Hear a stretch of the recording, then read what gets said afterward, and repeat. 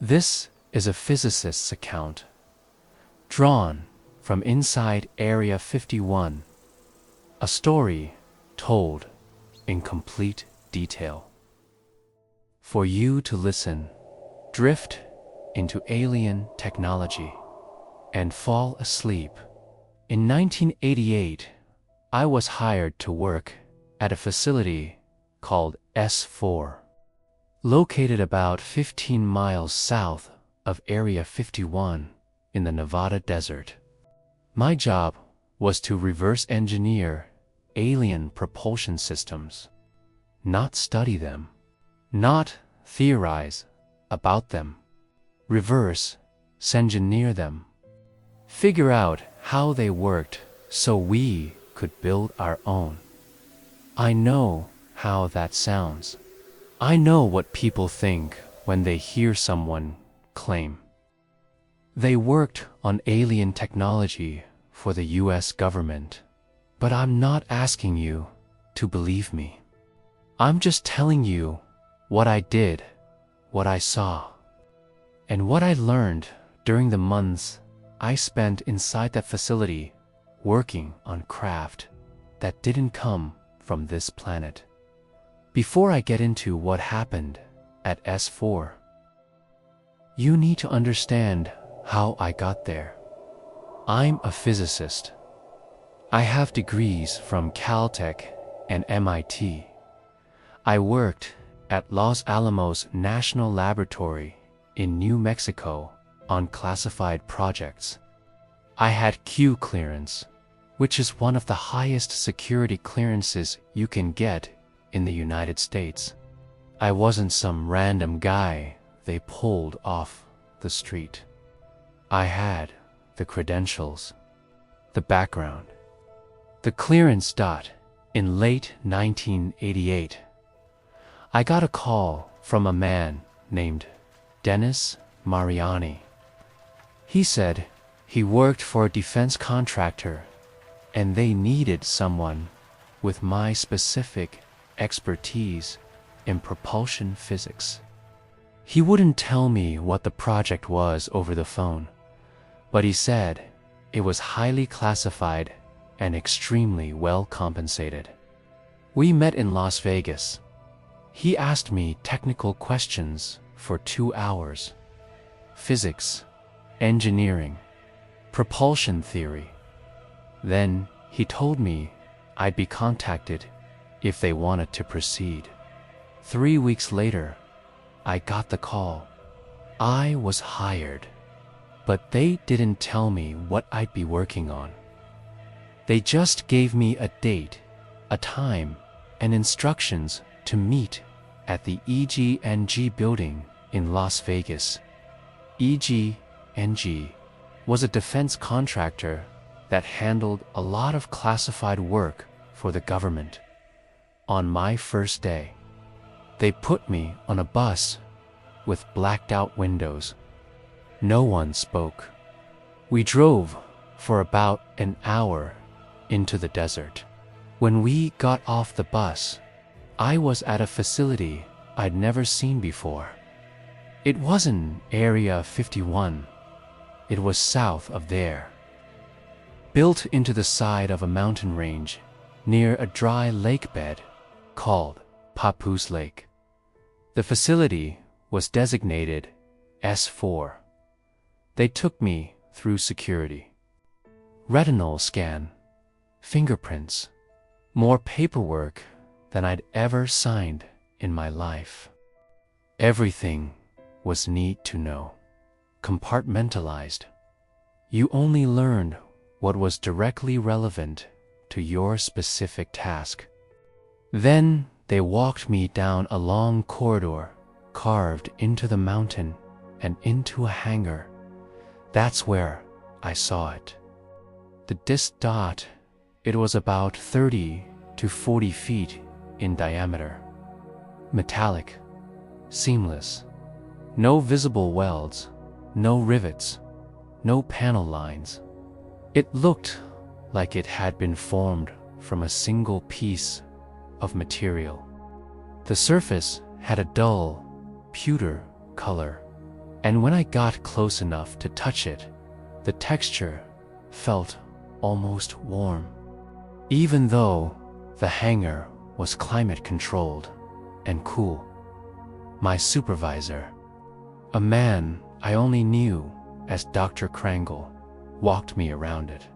This is what you'll be working on. We need to understand the propulsion system, how it generates thrust, how it achieves the performance characteristics we've observed. I asked him where it came from. He looked at me like I'd asked a stupid question. Not from here. Your job isn't to worry about where it came from. Your job is to figure out how it works. They showed me into the craft. There was a small hatch on the underside that opened when you applied pressure to a specific spot. No visible mechanism, just pressure-sensitive material that responded to touch. Inside, the space was cramped, maybe 8 feet in diameter. Low ceiling. Everything curved. No right angles anywhere. There were 3 seats, small, too small for average-sized humans. The seats were positioned around a central column that rose from the floor to the ceiling. The column was the reactor. That's what they told me. The power source for the entire craft, and it was unlike anything I'd ever seen. The reactor used an element they called element 115. It's not on the periodic table, not naturally occurring on Earth, but this craft had a small disk of it, about the size of a hockey puck, installed in the reactor housing. Element 115 is stable in its form, but when it's bombarded with protons, it transmutes briefly into element 116, which immediately decays and releases antimatter. The antimatter is then reacted with matter in a controlled annihilation that produces enormous amounts of energy. This isn't theory. This is what I observed, what I measured, what I documented. The energy from the reactor was channeled into 3 gravity amplifiers, positioned at equal points around the bottom of the craft. These amplifiers could focus and direct gravitational fields, not generate thrust in a conventional sense. They bent space-time itself. The craft didn't push against air or expel mass. It created a distortion in the gravitational field around it and fell toward that distortion. Essentially, it moved by warping the space in front of it and falling into the warp. When I first heard this explanation, I thought it was nonsense. But then they powered up the craft. Just a test. Low power.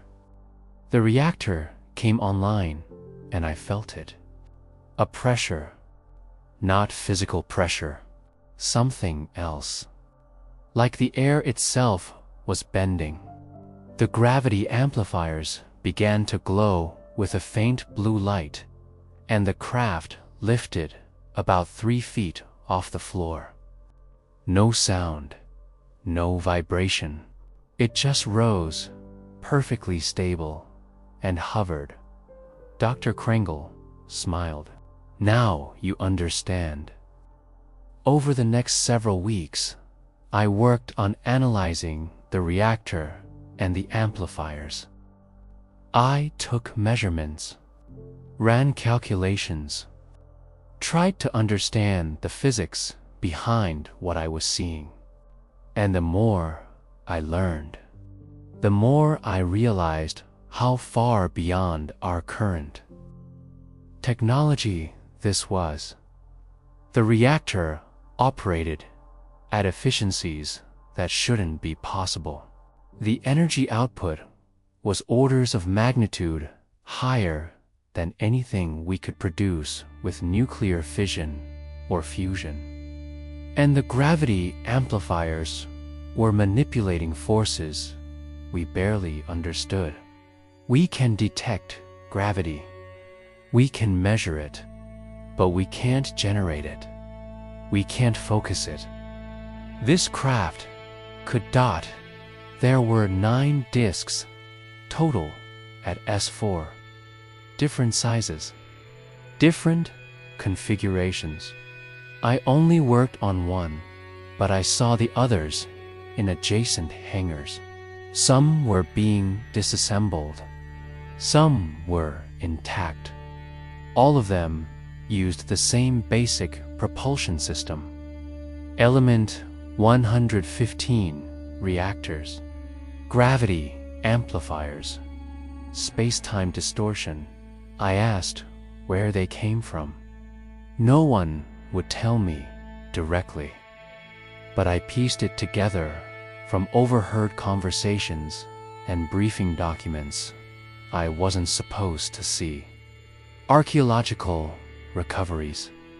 That's what they called them. These craft had been found, excavated, some from crash sites, some from other locations they wouldn't specify. The government had been studying them for decades. The program I was part of wasn't about first contact or communication. It was about technology, acquisition, reverse engineering. They wanted to understand how these craft worked so we could build our own. And they'd made progress. I saw human-made test vehicles that used modified versions of the gravity amplifier technology. Crude compared to the original craft, but functional. But here's what bothered me. The security around the program wasn't just about keeping it secret from other countries. It was about keeping it secret from everyone, from Congress, from the public, from oversight. This was a black program funded through channels I couldn't trace, run by people whose names I never learned, working on technology that could change everything about how we understand physics and propulsion. And they were hiding it. I started asking questions. Why aren't we publishing this? Why aren't we sharing this with the scientific community? The answers I got were always the same. National security, competitive advantage, need to know basis. But the more I thought about it, the more wrong it seemed. This wasn't just advanced technology. This was proof that we're not alone, that there are other intelligences in the universe capable of physics and engineering far beyond our own. And instead of sharing that knowledge, instead of advancing human understanding, they were weaponizing it, hoarding it. I made a decision. I started documenting everything, taking notes, not official notes, personal notes, things I could remember, calculations, observations, details about the craft and the reactor and the propulsion system. Then I did something stupid. I brought my friends out to the desert to watch a test flight. The facility would occasionally fly one of the craft at night over the desert near Groom Lake. I knew the schedule. I took 3 friends out to a vantage point on a public road, and we watched. We saw the disk rise from behind the mountains, glow bright, and maneuver in ways no conventional aircraft could. Sharp turns, instant acceleration, dead stops. Then it descended back behind the ridge and disappeared. My friends were stunned. I was vindicated. I had witnesses, people who could confirm that something extraordinary was happening out there in the desert. But someone saw us. Someone reported us. And 2 days later, I was called into a security meeting at S4. They sat me down in a windowless room.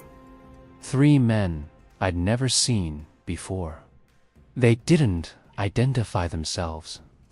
They didn't need to. One of them slid a photograph across the table.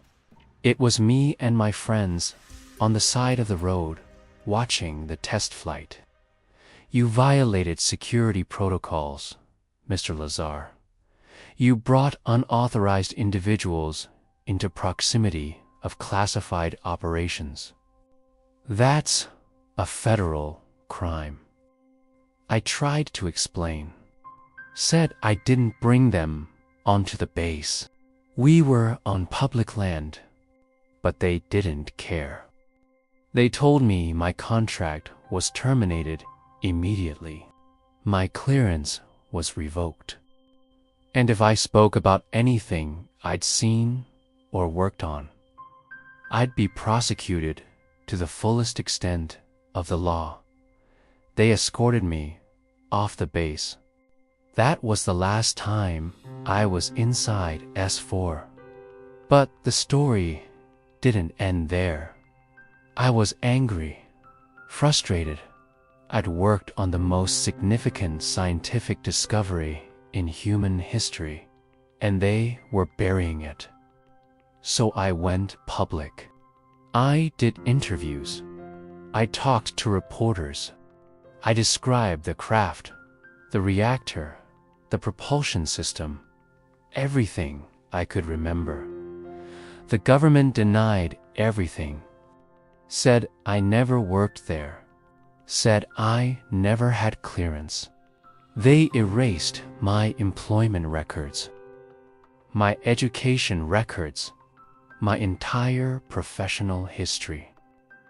When reporters checked with Los Alamos, they said they had no record of me ever working there. When they checked with MIT and Caltech, the schools said they had no record of me attending, but I had evidence. I had pay stubs from my time at Los Alamos. I had colleagues who remembered me. I had details about the facility and the craft that I couldn't have known unless I'd been there. And then there was element 115. When I first talked about it in 1989, it didn't exist. It wasn't on the periodic table. Scientists said it was theoretically possible, but had never been synthesized. I described its properties, its stability, its use in the reactor in 2003.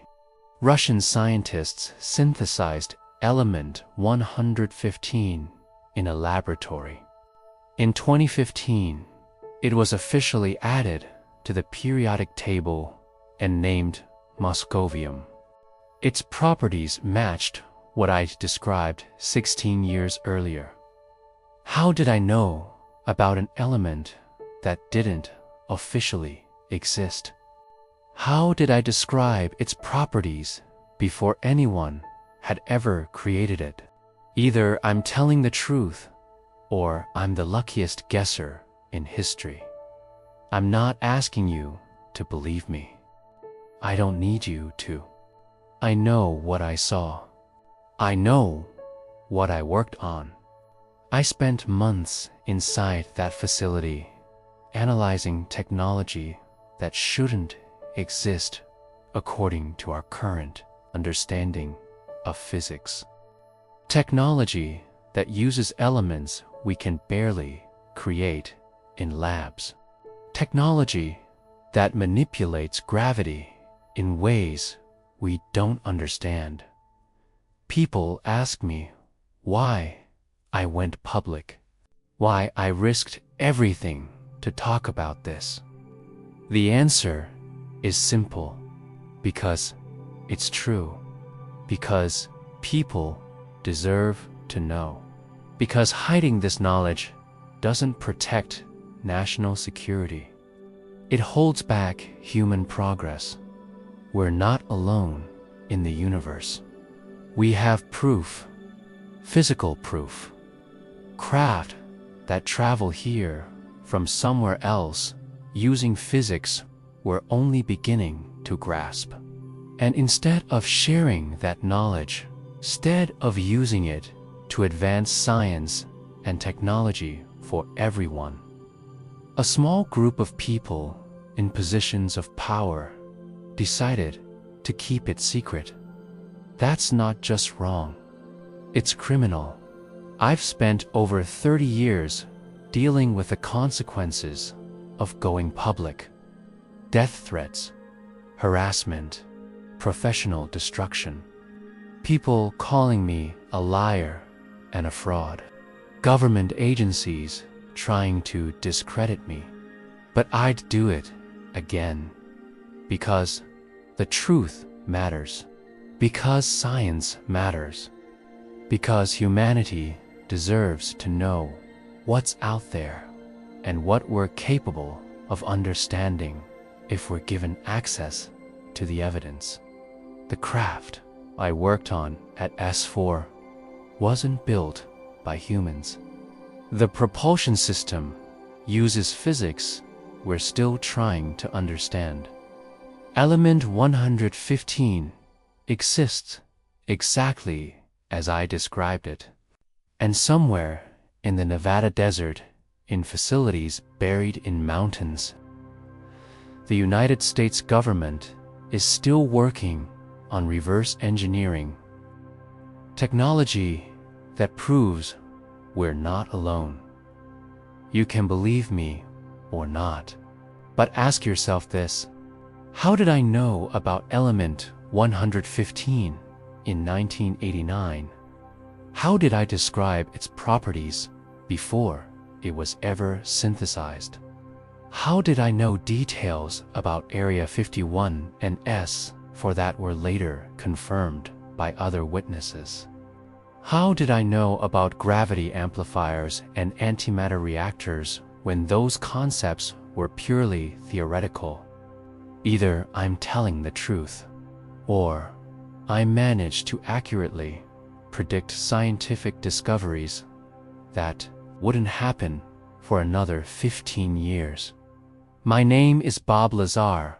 I'm a physicist. I worked on alien propulsion systems at a facility south of Area 51. I analyzed reactors that used elements that didn't exist on Earth. I watched craft hover using technology that manipulated gravity itself. And everything I've told you is true. Whether the government admits it or not doesn't change the fact that it happened. Doesn't change what I saw. Doesn't change the technology that's sitting in those hangars right now, waiting to be understood, waiting to be shared with the world. That's my story. That's what I did. That's what I know. And now, finally, I've told you.